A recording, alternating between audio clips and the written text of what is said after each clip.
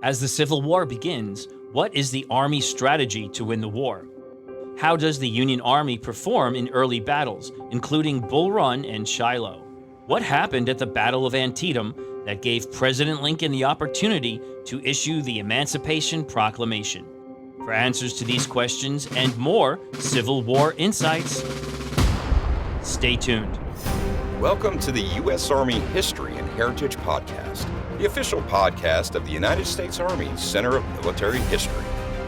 The Center of Military History writes and publishes the Army's official history, manages the U.S. Army Museum Enterprise, and provides historical support throughout the U.S. Army. Hello, everyone, and welcome to the United States Army History and Heritage Podcast. I'm Lee Reynolds, the Strategic Communications Officer for the Center of Military History. In this episode, focusing on the Civil War years of 1861 and 1862, I'm speaking with Dr. Peter G. Knight, Director of Field and International History Programs at the Center of Military History. Welcome, Dr. Knight, and thanks for joining me. It's my pleasure to be here, Lee. Thank you. So I want to give folks a little background about who you are. So Dr. Peter Knight joined the Center of Military History after retiring from the U.S. Army as a lieutenant colonel after 23 years of service in the military intelligence branch. He served in numerous tactical and strategic level intelligence assignments, including a combat tour in Iraq as an intelligence advisor to the 2nd Iraqi Army in Mosul, and culminating as the deputy commander of the 706th Military Intelligence Group at Fort Gordon, Georgia. Over the course of his military career, Dr. Knight also served in 2 academic postings. His first was as an instructor and later assistant professor of history at the United States Military Academy at West Point from 2004 to 2007. And the second was as the Army Reserve Officer Training Corps, or ROTC, professor of military science at Princeton University from 2011 to 2014. Dr. Knight is a 1994 graduate of the U.S. Military Academy at West Point, and he later earned his Ph.D. in history from The Ohio State University in June of 2006. His area of historical specialization is strategic intelligence in the Korean War. He wrote his doctoral thesis on the subject and published a chapter on intelligence in the Ashgate Research Companion to the Korean War. I hope I pronounced that right. Okay. Dr. Knight is also the author of the revised CMH publication, The Staff Ride, Fundamentals, Experiences, and Techniques, which published in 2020. And he has led numerous battlefield staff rides for the U.S. Army across the globe. So, Dr. Knight, what am I missing here? And tell us a little bit more about what the staff rides are. Sure. So the staff ride concept is really an exercise in critical thinking and analysis. It pairs exploration of a battlefield and the terrain associated with that battle, in addition to doing a sort of a preliminary study of the battle, reading some good campaign histories, pamphlets, to educate oneself on the battle and the key decisions that were made, and then going to the field study, actually walking the ground to visualize what happened, and then to conduct an analysis that lets people exercise critical thinking skills, evaluating how and why decisions were made, under what conditions, and what might they do were they placed in a similar situation. It gets them thinking about and asking the right questions that'll help them problem solve the challenges that they encounter today. And so in my background on the West Point and Princeton faculties, and in my 5 years here at the Center of Military History, I've had the great privilege to conduct staff rides on numerous Civil War battlefields, many of which we'll talk about today. Oh, great. And some overseas ones as well, I believe. Absolutely. Yeah. Battle of the Bulge, Normandy, it's been a great privilege. Oh, that's awesome. And what a valuable tool the staff ride really is. So it's more than a battlefield tour. It really is a great training opportunity for soldiers of all ages, but really helps to inform current decision making. Absolutely. Great. Well, good. Well, so let's dive into it. Well, first of all, was there anything else about your background that I missed that you want to highlight? No, I think we covered it. We covered it there, Yep. right? Okay, perfect. So let's jump back into it. When episode 1, we finished by talking about the attack on Fort Sumter. So the Civil War has begun. We know that General Winfield Scott is the overall Union commander, and that he had a plan called Anaconda. So can you just pick up there? What was Anaconda about? And then talk to me about who was in charge of the Confederacy. Absolutely. So we know that after Fort Sumter, President Lincoln calls up 75,000 militiamen into national service for 90 days to put down an insurrection that he termed as too powerful to be suppressed by the ordinary cause of judicial proceedings, and in order to maintain the honor, integrity, and existence of our national union. This response was immediate and nearly overwhelming as political leaders in the various states raised even more regiments than they were asked to by President Lincoln. Each side believed that the war would be a short-lived event, and each side grossly underestimated the resolve of the other. One lone voice of experience in the wilderness was Winfield Scott, the aging general-in-chief of the Union Army, 75 years old, a veteran of the War of 1812, who fought and forcibly evacuated the Cherokee along the Trail of Tears and led a masterful expedition to capture Mexico City and secure a victory in the Mexican War. Scott had grown so old and obese that he couldn't even mount a horse, and his appearance and advanced age left him and his views open to criticism and doubt.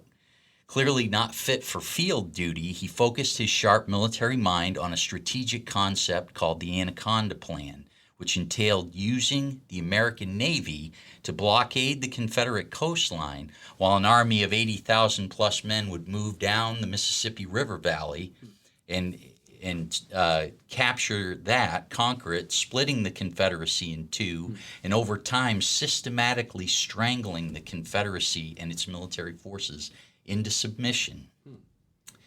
This would take time, much more time and men and more naval vessels than people in the North were willing to countenance at the time. And so Northern and Southern political leaders who had no real context of war, aside from the Indian fighting and the War of 1812 that was then almost 50 years in the past. Wow. And they felt that one smashing battlefield victory would be all it would take to make the other side give up. And so each side began massing their armies, and the Union aimed to take control of the Confederate capital that had recently relocated to Richmond, Virginia. And while the Confederates planned to defend their territory against such an incursion, Irvin McDowell, a 43-year-old U.S. Army major, a supply officer from Ohio, whom had never commanded troops in the field, yet was heavily favored for his planning abilities by Treasury Secretary Salmon P. Chase, also of Ohio, would lead a very green army, the Army of Northeastern Virginia, into the Battle of First Bull Run, or First Manassas. He was pressured to act before he and his army were anywhere near ready. Oh, wow. And McDowell's battle plan was complex for a novice army, and yet it almost succeeded, except for his own hesitation and the timely arrival of Confederate reinforcements that allowed the battle to degenerate into a rout of the Union forces back to the defenses of Washington, D.C. It was a great embarrassment for the U.S. Army and the Lincoln administration. Well, yeah, I can imagine. And you say he was forced to act sooner than he wanted to. Why and by who?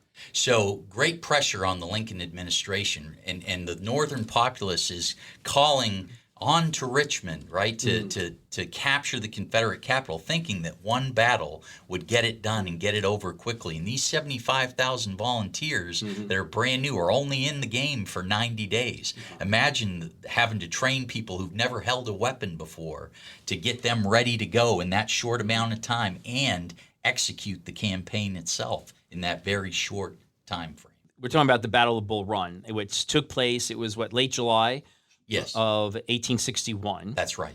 And very close to Washington, D.C. Yes.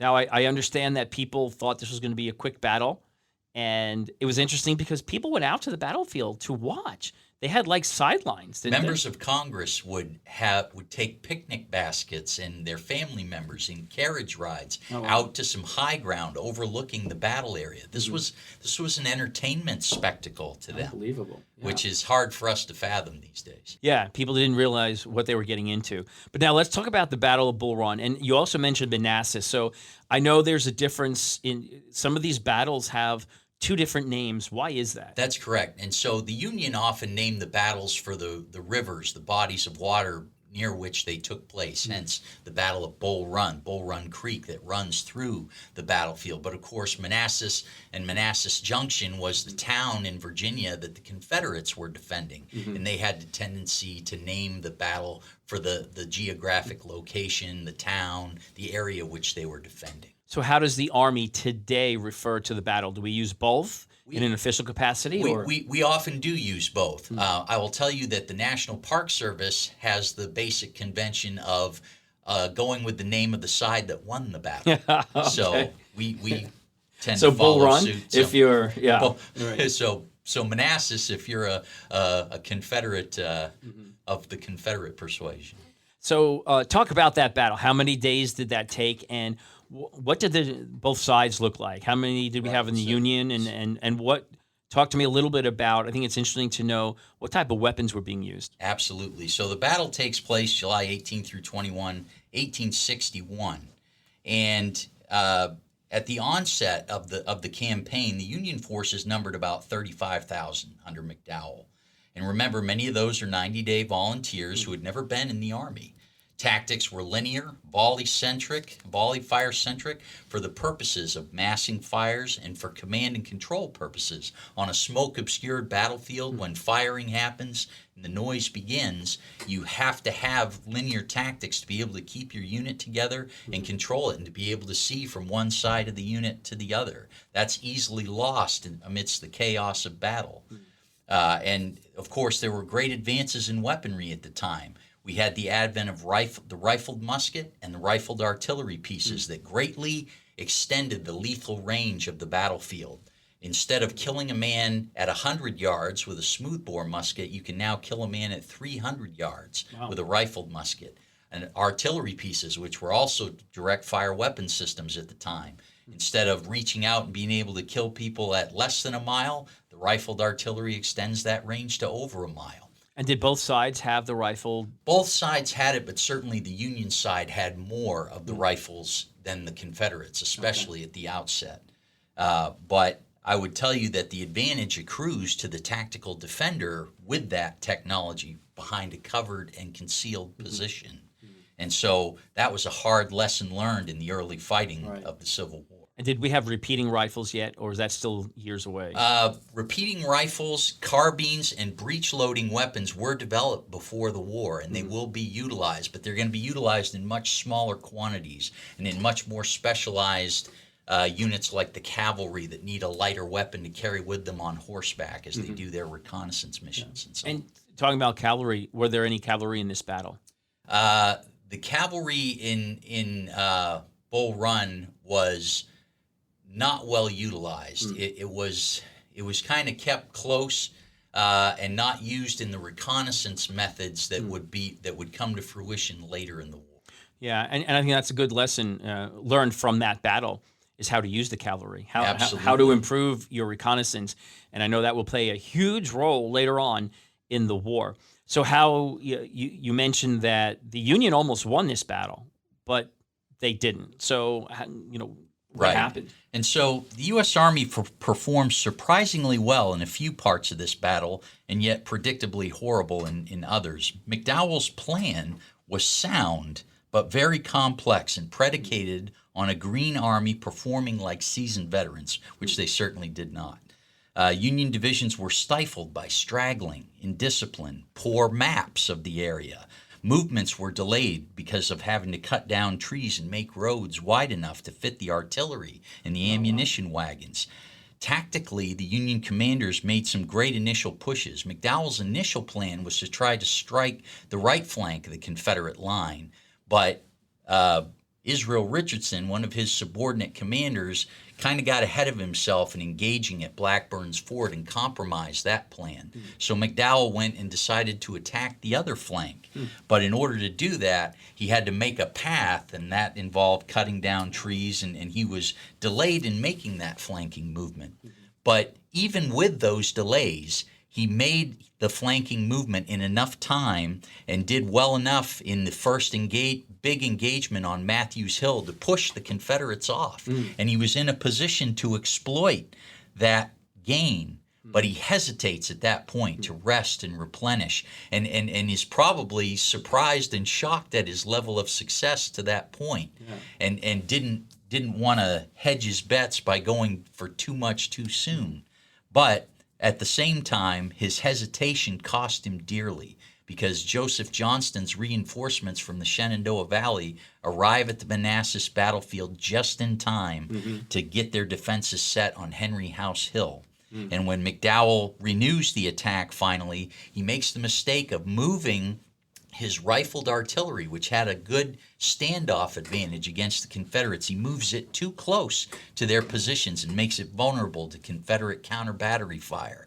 And then the infantry attacks that are supposed to rely upon that artillery support now become piecemeal commitments of regiments, and those piecemeal attacks falter against the strength of the Confederate defense. Even seasoned veterans like William Sherman have a steep learning curve in this battle, commanding large formations of troops for the first time and not realizing that a piecemeal approach was not going to get it done. Yeah, and this is where General Jackson, Confederate general, he really earns his nickname. Can you talk about that? Because I think it's kind of significant. Yes, and so that moniker comes from General Bernard Bee, who was trying to rally his units by pointing to Jackson as he established his firm defensive line atop Henry House Hill, and he said, "Look, there's Jackson, standing like a stone wall. Rally behind the Virginians, the Virginia regiments of Jackson's command." And thus the name Stonewall Jackson. Stonewall Jackson. And that sticks. And to this day, we know him as Stonewall Jackson. That is right. Who was, prior to the Civil War, what was he doing? He was a professor of tactics and artillery at the Virginia Military Institute.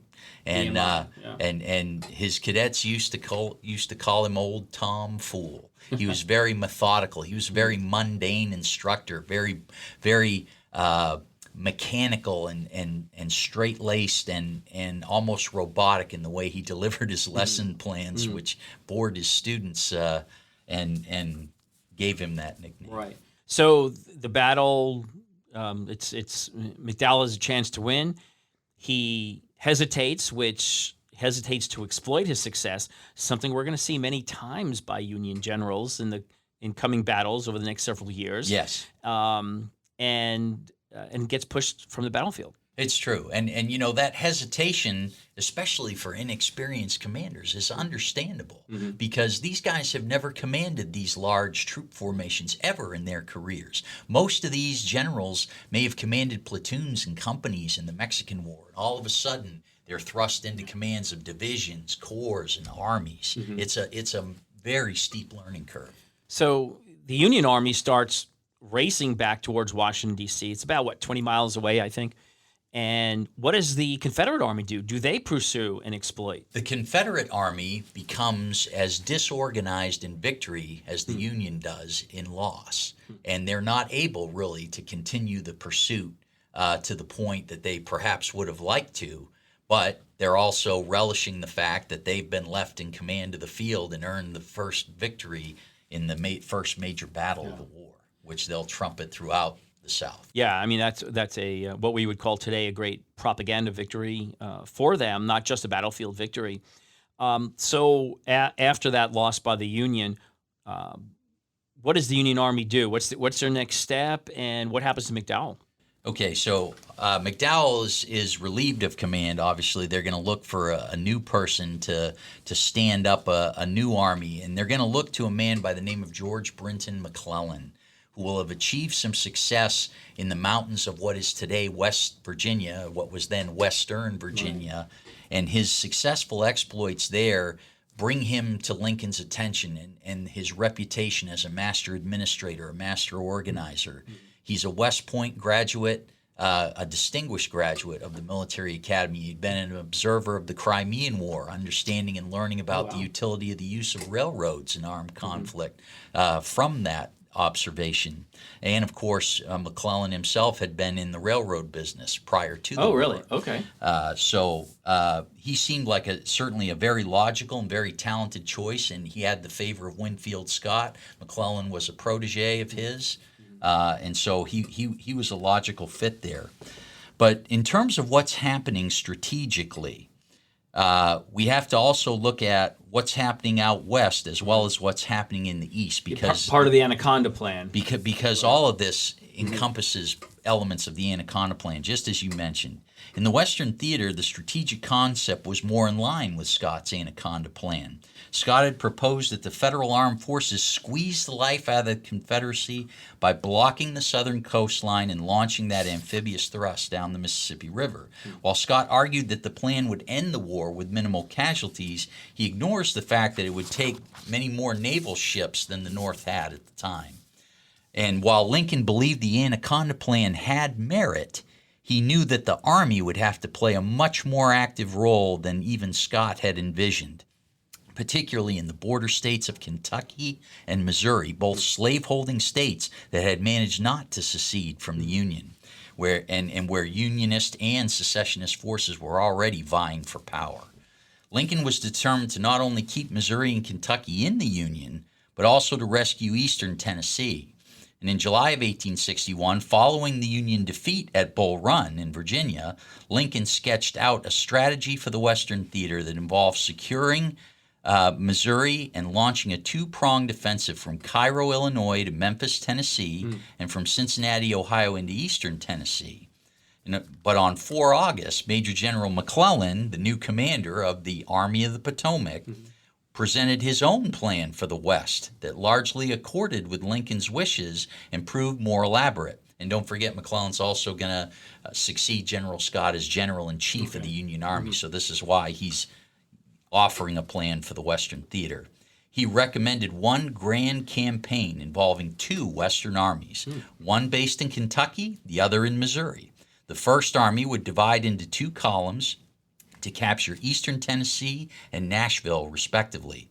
They would then reunite at Chattanooga and proceed to Atlanta and then on to Montgomery, Alabama. Oh, wow. The other army, after gaining control of Missouri, would launch an amphibious expedition down the Mississippi River and seize New Orleans. And so the commanders that the Union would find to try to undertake these plans would be Major General Henry Halleck, also known as Old Brains. He was an old academic instructor from West Point. He would command the Department of the Missouri. And then Major General Don Carlos Buell would command the Department of the Ohio. And then, of course, Halleck would have a talent subordinate in Ulysses S. Grant and also John Pope. Meanwhile, the Confederate strategy in the West was, per President Jefferson Davis's plan, a strategy of territorial defense, stationing forces at critical points along the perimeter of the Confederacy, in essence forming a defensive cordon across southern Kentucky, stretching eastward from Columbus on the Mississippi River to Bowling Green, and from there to the Cumberland Gap on the border with Tennessee and Virginia. General Albert Sidney Johnston was the Confederate commanding general in the Western Theater. He was the most senior of all the Confederate officers and a huge favorite of Jefferson Davis. Meanwhile, Brigadier General Ulysses S. Grant was Henry Halleck's most aggressive subordinate, and on 7 November 1861, he tried to establish a forward base on the Mississippi River at Belmont, Missouri, just across the Mississippi from Columbus, Kentucky, but that failed. But Grant exemplified 2 traits in that campaign that would bring him success in most of his subsequent campaigns: clear thinking and coolness under fire. So also in December of 1861, General Benjamin Butler opens a southern front that will eventually result in the capture of New Orleans, Louisiana. And by January of 1862, Grant proposes to Henry Halleck to bypass the Mississippi River altogether and launch an amphibious expedition up the Tennessee River to capture Fort Henry and use it as a deeper springboard into Southern territory. He follows that victory at Fort Henry 10 days later with another victory at Fort Donelson on the Cumberland River. These 2 victories set the stage for entry into the South to seize the key railroad junction at Corinth, Mississippi. Grant's reputation soars. He earns the nickname Unconditional Surrender Grant that nicely accords with his initials. And, of course, that movement toward toward Corinth, Mississippi, precipitates the Battle of Shiloh. All right. Well, so they're making a lot of more gains out west than they are in the east at the moment. So let's talk about Shiloh then. So what happened at Shiloh, and why is it significant? Absolutely. So the Battle of Shiloh happens on 6 and 7 April 1862. Union forces under Grant had advanced to Pittsburgh Landing on the Tennessee River. As they gradually moved toward their objective of Corinth, Mississippi, and they had paused at Pittsburgh Landing to await the arrival of Union forces from Don Carlos Buell's Department of the Ohio. The idea would be that they would join forces for this campaign against Corinth. Meanwhile, Confederate General Albert Sidney Johnston, still smarting from Grant's victories at Henry and Donelson and Buell's recent capture of Nashville, Tennessee, instead of trying to defend a series of strong points, now decides to mass his Confederate troops at Corinth and move forward to preempt Grant as his troops begin to occupy Pittsburgh Landing. He's hoping to hit Grant before Buell's forces can arrive and join with him. Johnston intended for his army to attack the Federal left flank anchored on the Tennessee River, drive it from its base of operations at the landing to the banks of Owl Creek a little further inland, and then destroy it. This plan failed to account for the broken terrain over which that assault would occur. Grant and Sherman managed to absorb Johnston's attack, using the broken terrain and tough defensive efforts to delay and disrupt the attack, buying enough time to establish a formidable line of heavy artillery, naval gunfire, and a final defensive line that could not be broken by nightfall. Well, let me just ask you about that terrain. It's a great example of how terrain can play a significant role in the battle, and understanding your terrain, getting a little bit of intelligence, right? Maybe having your recon guys out there. Did Johnston not know the difficulty of the terrain, or he just plowed ahead in spite of it? Johnston did not have good maps of the area, and they did. They very much plowed ahead, and not wanting to compromise his plan or come into contact too early. He kind of kept his units back. He didn't do a lot of on-the-ground reconnaissance. He was trying to keep the plan very simple and lockstep so that his troops could easily execute it. And so they could not break that line by nightfall. And in the meantime, overnight on April the 6th, Buell and his troops arrived to Pittsburgh Landing. So on April 7th, it is Grant that strikes first and attacks and sends the Confederates reeling all the way back to Corinth. Wow. All right. So again, now another Grant victory and another victory in the West. Yes. So, and we're now a year into the war. So there have been some Union victories, but they've mainly been out west. Meanwhile, what's been happening in the east? And so, as George Brinton McClellan creates this army, the Army of the Potomac, an army of over 100,000 men, this is indeed the largest army ever fielded on the North American continent up to that time. And he is a master administrator, a master trainer. He has these troops ready to go. They're marching. They're learning how to use their weapons. Yet he doesn't put that army into action. He doesn't do it fast enough for the liking of the Lincoln administration or for Northern public opinion. And there's that great clamor once again on to Richmond with the idea that the capture of the Confederate capital will bring a swift end to the rebellion. Right. And so McClellan now knows he has to act, and he has to consider how he will attack Richmond. And as he looked at an overland approach to Richmond, he really kind of eschews the hard fighting that such an overland campaign would cause. He'd have to cross several rivers and go through a lot of very uneven and tangled terrain that the Confederate Army certainly knows better than he does.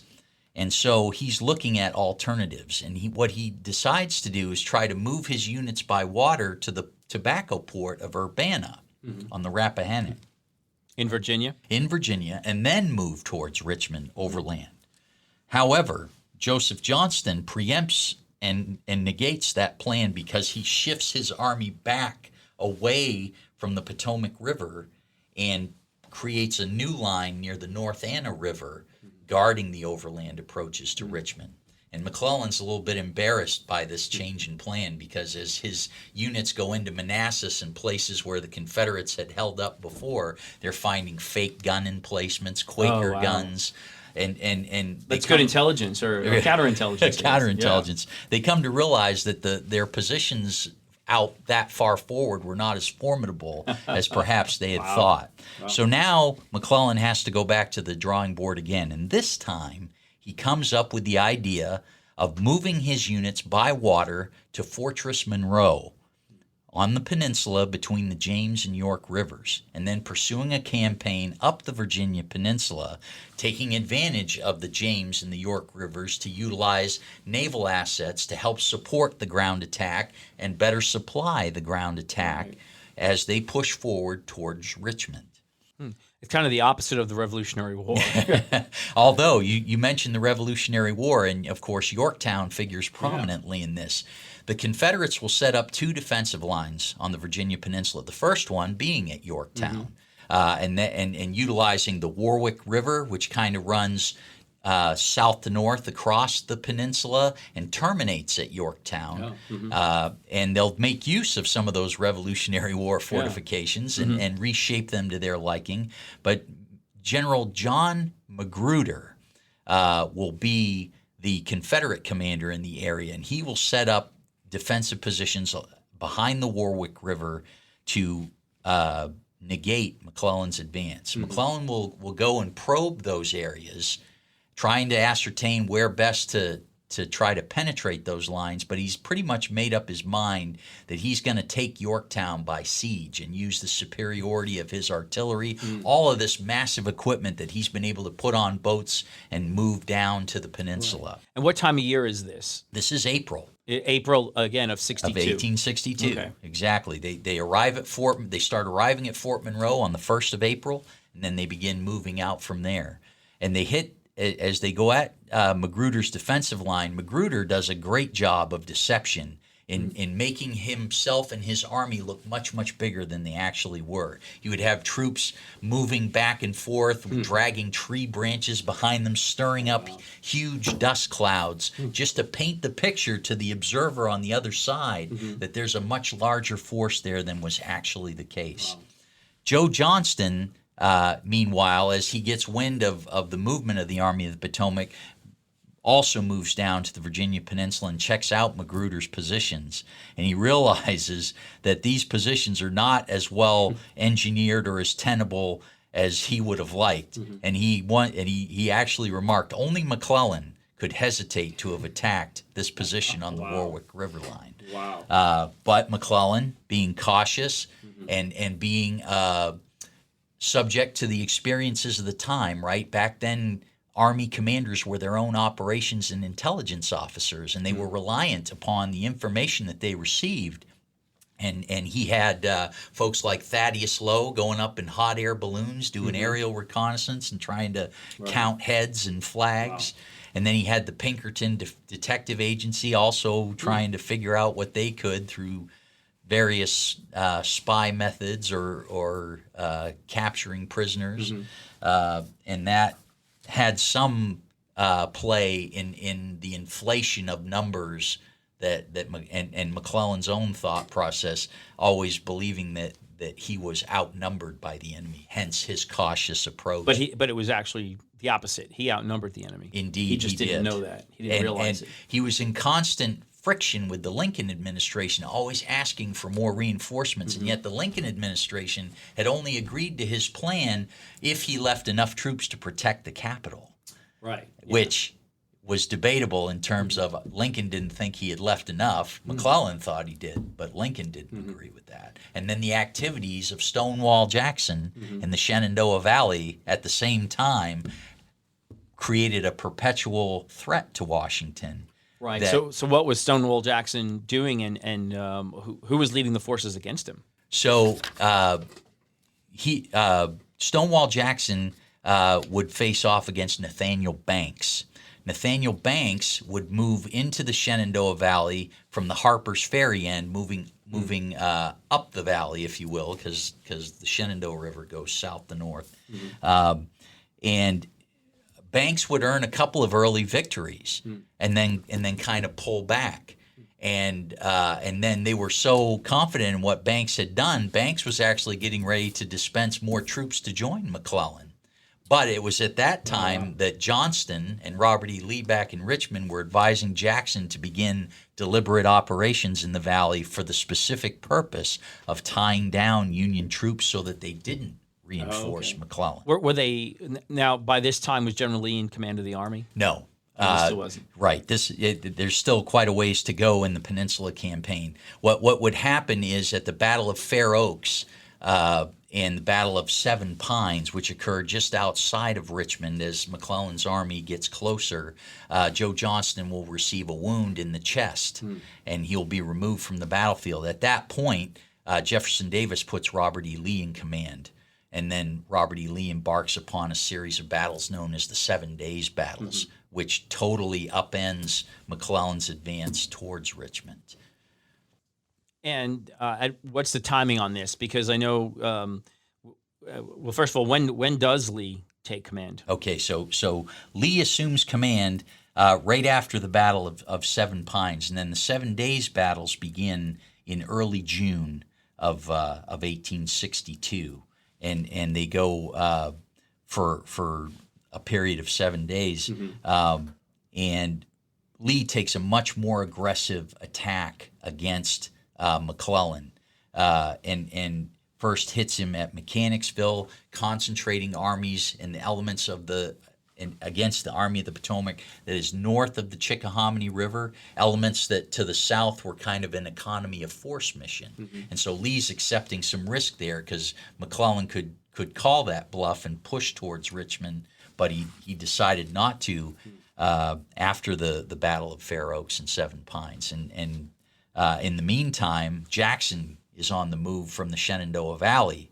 and McClellan gets wind that movement is underway, and so he's constantly on guard for when and where is Jackson going to show up, and he keeps most of his units north of the Chickahominy River. Yeah, was McClellan concerned about that movement north, and so did he disengage from Lee to protect Washington, or what was happening? No. So, Irwin McDowell, the First Corps commander, now demoted to the First Corps commander, was actually in the vicinity of Fredericksburg. And he was the corps that McClellan was asking for to join him on the peninsula. And it was the corps that the Lincoln administration just could not let go because of developments in the Shenandoah Valley and wanting that extra insurance, that extra cushion at Fredericksburg between the Confederate forces and Washington. And so that became a great piece of consternation between Lincoln and McClellan, because at one point Lincoln promises to send McDowell, and then he reneges on that promise, much to McClellan's great frustration. Oh yeah, and we'll see this later in the war. This tension building between McClellan and Lincoln. But now we've got the upcoming Battle of Antietam. So if you can set that up, how did the forces end up meeting there? Okay, so after the failure of the Peninsula Campaign and the 7 Days Battles, after McClellan's failed attempt to take Richmond, Lincoln turns to a new commander. He turns to General John Pope, who had won some victories out west. He had secured Island Number 10 of a series of fortifications in the Mississippi River. He had done a brilliant little amphibious campaign there that demonstrated some ability. They brought Pope to the east to command a new army, the Army of Virginia, that would be cobbled together from units that had been in the Shenandoah Valley, as well as some other units that would reinforce from Washington. And then the idea would be that they would absorb elements of McClellan's Army of the Potomac into their force and to take the battle towards Robert E. Lee in that regard. However, Lee, understanding that McClellan had shot his bolt on the peninsula and is now on the move to join Pope, decides he will move overland to hit Pope before McClellan's units can fully join. And so he launches a brilliant campaign and sends his most trusted agent, Stonewall Jackson, to lead the way.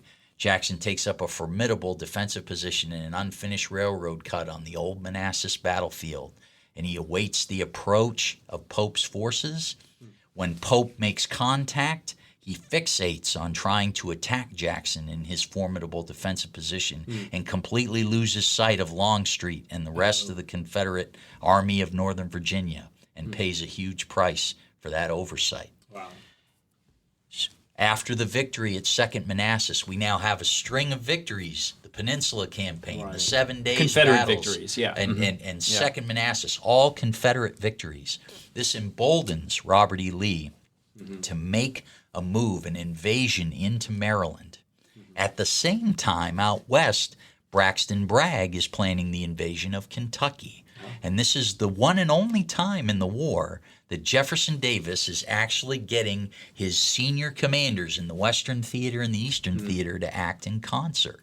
And think of it. Bragg into Kentucky, Lee into Maryland, both going into border states, both with the goal of trying to win over those border states and their populations to the Confederate cause. We're here to liberate you. Right, because Maryland was a slave state. wasn't it? Absolutely. And so now they're hoping to get recruits to help fill the Confederate ranks. They are going to be greatly disappointed on both counts. And so as Lee moves into Maryland, he comes to see that he does not have a warm reception there. People are not forthcoming. He doesn't get as much intelligence as he normally would if he were in Virginia.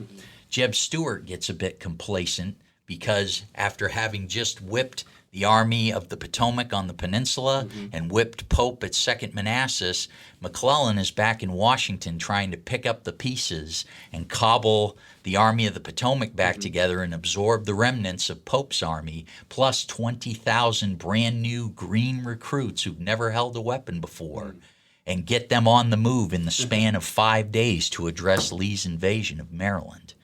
And they're thinking that old cautious George McClellan is going to move like molasses in January.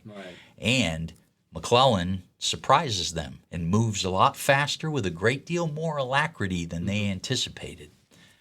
Plus, when McClellan begins the pursuit of Lee and approaches Frederick, he gets an intelligence windfall of monumental proportions, Special Orders 191. This order shows Lee's plan to divide his army to address the threat to his supply lines. He needs to take the federal arsenal site at Harper's Ferry in order to secure his supply lines back into Virginia. He thought that garrison would evacuate when his army moved north between it and Washington, but they didn't. Oh, wow. And so now he has to go back and address that. And Of course, Lee was familiar with Harper's Ferry from the John Brown raid. from 1859, Right. absolutely, as was Jeb Stuart, his cavalryman, right, that accompanied him there. And so, with all of that said, McClellan knows Lee's army is divided, dangerously divided. He has the chance to defeat it piecemeal.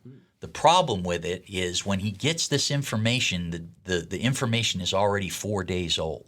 And he's not sure the exact concentration of these separate bodies of Lee's army. And so he moves cautiously, but he presses the attack, and he goes through the gaps of South Mountain, where he encounters the Confederates in those passes and pushes them out, and then begins to try to make his move to try to go to the relief of Harper's Ferry, although he's too late in doing that. In the meantime, Robert E. Lee drops back through Keedysville, and he's approaching the Potomac River, and he's beginning to think, I'm gonna get out of Maryland.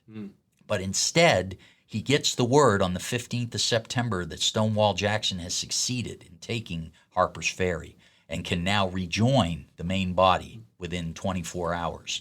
So Lee then decides he's found some good high ground on a ridge line just north of the town of Sharpsburg, where he can tie his flanks into the Potomac River and still have an egress route over Boatler's Ford to get out of there if he needed to. But he has a great defensive position, which he plays to the hilt, utilizes the terrain to camouflage his units. He knows just where to concentrate his artillery to make his positions look much more formidable than perhaps they actually were. And so this gives This gives McClellan caution as he approaches from South Mountain, and he delays just long enough for Lee to concentrate his army and fight McClellan to that one-day tactical stalemate at Antietam. At Antietam. And so was at Antietam, who was defending, who was attacking there? Yes, so Lee is in the defense, and of course McClellan is in the attack. And McClellan is going to try to hit him on both flanks. He's going to try to hit the Confederate left flank first with Joseph Hooker on the morning of the 17th, and then follow that with Burnside on the opposite flank, and see which one succeeds, and then press up the middle once Lee has tried to address the threats to his flanks.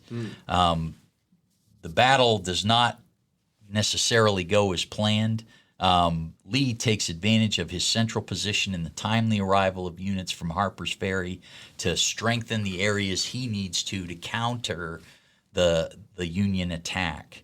And at the end of the day, you have 22,000 plus casualties between the two sides in the single bloodiest day of fighting, still to this day, in American military history. Wow. And then Lee slips across the Potomac on the 18th after a day of looking at each other, licking their wounds, and realizing that neither side has the artillery and ordnance to continue the battle. Both decide to lay low that day, and then Lee slips across the Potomac. What does McClellan do? Does he pursue?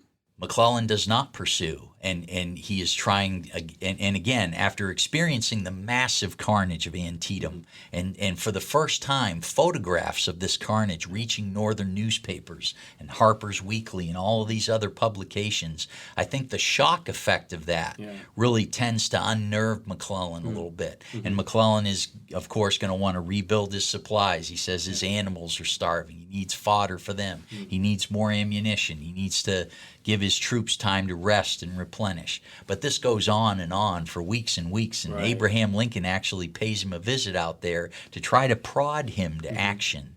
And this increasingly frustrates Lincoln to the point where, as McClellan finally gets going into Virginia in late October, Lincoln is just looking to see if he pursues with any degree of alacrity. And when he sees that he doesn't, Ambrose Burnside will become the new commander in November of 1862. And then with Antietam now, you call it a stalemate, right? I think I've heard it referred to as a Union victory because and so there are different levels of war. And so from the tactical end, it can definitely be considered a stalemate. It isn't like the Union took the field and Lee chose to leave the field. But in leaving, from an operational and strategic standpoint, his attempt to invade the North fails. Right. And of course, from a strategic standpoint, the Union claims victory. And it gives Lincoln the impetus to issue the preliminary Emancipation Proclamation, something he had been waiting to do. And this is representative of a change in philosophy and how to fight the war. Up until that time, McClellan had advocated a conciliatory approach, trying to restore the Union, keeping slavery intact. And this is what a lot of the Democrats were pushing for as well. But the Republican Party in the Lincoln administration had come to the idea, as had commanders like John Pope that they brought from the West, that the Southern population needed to feel the burden and the cost of their rebellion against the United States, and that a harder hand needed to take place. And the emancipation of the slaves was viewed as a military necessity to rob the South of their ability to continue their economic livelihood and free up their white male population to fight the war, and to stave off foreign recognition of the Confederacy on moral grounds, because most of the European countries had already abolished slavery. Right, yeah. And so what happens is a change in the aims of the war, from limited aims aimed at restoring the Union, keeping slavery, to one that is now on the basis of human freedom to emancipate the slave population, which is now going to require the complete military defeat of the South, the conquering of the South, and the eventual occupation of the South to fully realize the aims of the war. Right. And so thank you for this. This has been very very insightful. We went through a lot. I mean, from it's a little more than a year of the war, but we're trying to give a good overview of what took place. So thank you so much. Are there any other up to this point? So we're really ending around November of 1862. I think in our next episode we're going to pick it up around the same time frame. And but is there anything else significant about this time frame that you wanted to mention? I think we've covered everything. All right, great. And then, before we close, I always ask if there's any Hua trivia. So do you have any Hua trivia about this time period? Absolutely. So allow me to talk about Professor Thaddeus Lowe, science professor who persuaded Abraham Lincoln to allow him to form the pioneering aerial reconnaissance organization in the U.S. Army, known as the Military Aeronautics Corps, with a fleet of 8 hot air balloons that carried enough tether and telegraph cable to climb and report observations from altitudes as high as 5,000 feet. Oh, They wow. they normally operated at about 1,000. Wow. But they served throughout the 1862 Peninsula Campaign and into the Chancellorsville Campaign. How did they get messages back? Semaphore? Or? Well, telegraph. They had the telegraph cable. Oh, they had a cable going up. Yep, they would Wow, telegraph. very good. Yep, Okay. down the telegraph line. So it was a great concept, and a lot of the generals would go up in the balloon, Really? although there were times where the tethers would cut loose and they'd go over enemy lines. no. And General Porter did that one time, and General McClellan wrote in a letter to his wife that you won't catch me going up in that infernal balloon. But Oh, wow. That's a great piece of trivia. I think something I knew that they used balloons, but I think that's a very unknown aspect of the Civil War. So, Absolutely. Oh, great. Thank you so much, Dr. Knight, for your discussion and insights today My pleasure. about the Civil War in 1861 and 1862. And if anyone wants to learn more about the Army in the Civil War and learn more about Army history in general, I encourage you to explore our website at history.army.mil. And if you want to experience Army history every day, then visit us on our social media sites on Facebook, Twitter, and Instagram. Please join us every week on this podcast for more in-depth discussions as we cover topics from all eras of U.S. Army history, examining battles, soldier experiences, equipment, weapons, and tactics. Thanks for joining us today on the United States Army History and Heritage Podcast. For the Center of Military History, I'm Lee Reynolds, and until next time, we're history. The views expressed in this podcast reflect those of the speakers and do not necessarily reflect the views, policies, or opinions of the U.S. Army or Department of Defense. For more information about the Army's proud history and heritage, go to history.army.mil.